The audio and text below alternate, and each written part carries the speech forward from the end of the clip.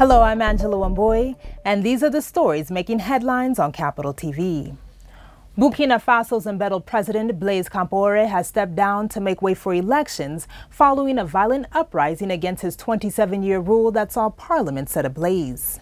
His resignation came as tens of thousands of protesters demanded that he quit immediately after a day of unrest that saw mass protest and the storming of parliament and other public buildings.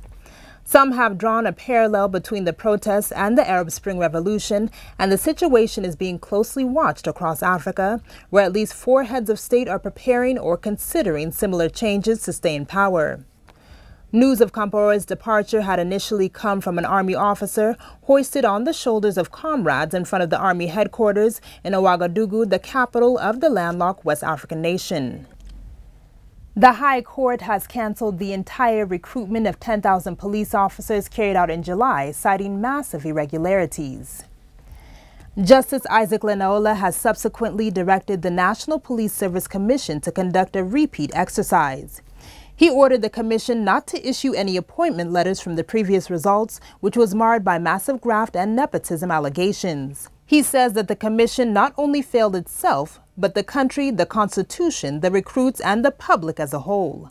The Johnstone Cavalludi Commission has nullified the recruitment exercise in some centers, whose affected candidates filed cases in the court challenging the decision. ODM Executive Director Magerer has said what happened to him at the Orange House yesterday is shameful and barbaric and has urged the police to expedite investigations. Magerer, who addressed a press conference at a Nairobi hotel this afternoon, says he expects police to arrest and prosecute the elected leaders who roughed him up while accusing him of being a Jubilee mole in ODM. He said his attackers were elected leaders and senior politicians who are allergic to his individual freedom despite serving the party with diligence.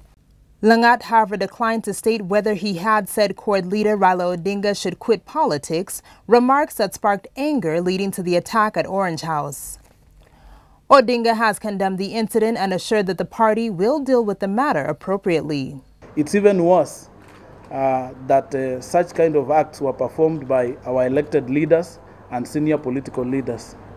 I hope that our laws will protect us against those who are still conformers with the status quo, and as you saw yesterday, are champions of impunity.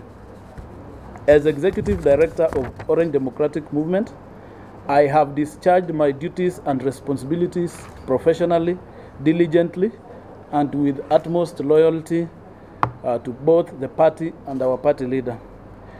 In cases that there may have been shortfalls, our party constitution and the constitution of our land provides for civilized ways of addressing the issues at hand.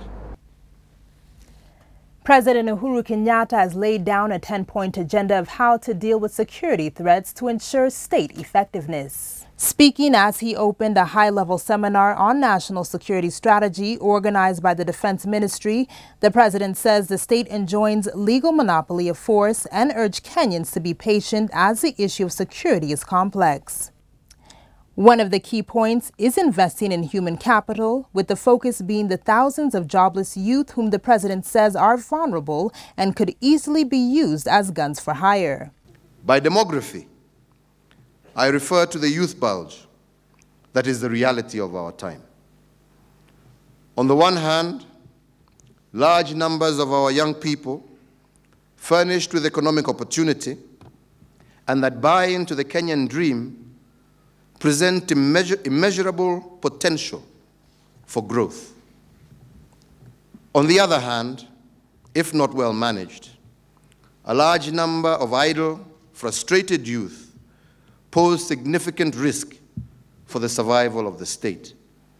They can be drawn to ideologies that undermine the legitimacy of the state and can be used to destroy our democratic dispensation. Our economic conditions are characterized by widespread poverty and marked inequality, made worse by limited livelihood opportunities and unequal global trading regimes. We are working to fix all these challenges, but it will be some years before we complete this work. And in business, Chinese electronics manufacturer Hisense Limited is eyeing the Kenyan market in its East African strategy to boost its sales and increase its market share across the continent. The firm is set to introduce its televisions in the Kenyan market, seeking a 15% share in the market, which it terms as ripe for its products. The firm has partnered with Reshman International, who will be the main distributors of Hisense television brand, with plans to introduce other products that include home appliances and mobile phones in the near future. Hisense Global Director Strong Zhang says Kenya is a very promising market with a stable society as well as a stable microeconomic and growing middle-class economy. And finally, from the sports desk, the World Marathon Major Award ceremony has been cancelled due to doping claims surrounding women's jackpot winner Rita Chepto.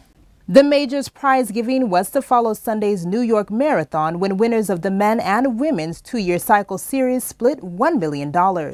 Reports surfaced last evening that a urine A sample from Chepto, who has won the last two editions of the Boston and Chicago marathons, had failed an out-of-competition test in September.